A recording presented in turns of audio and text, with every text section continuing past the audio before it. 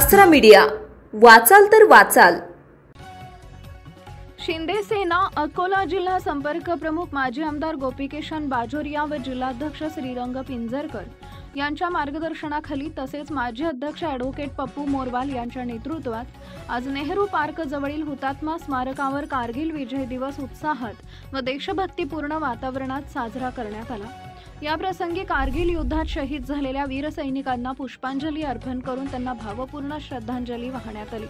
कार्यक्रमावेळी उपस्थित मान्यवर असे अकोला पूर्वचे माजी अध्यक्ष पप्पू मोरवाल, जिल्हा सरचिटणीस राहुल भाऊ जाधव, शिक्षक आघाडी जिल्हा प्रमुख अर्जुन देशमुख, वाहतूक सेना जिल्हा प्रमुख सागर भाऊ कुटे, जिल्हा सचिव सतीश गोपनारायण, महासचिव शुभम दहाके, राजेश पिंजरकर, मागेश कबाडे, सूरज राजपूत, स्वप्नील देशमुख, सर्वेश अवारे, शाखा उपाध्यक्ष सुनील दिवनाले, संजय चडकसेला व इतर अनेक पदाधिकारी कार्यकर्ते मोठ्या संख्येने उपस्थित होते। आपल्या परिसरातील ताज्या बातम्या पाहण्यासाठी आसरा मीडिया न्यूज चॅनलला YouTube वर सबस्क्राइब करा आणि बेल आयकॉन प्रेस करा।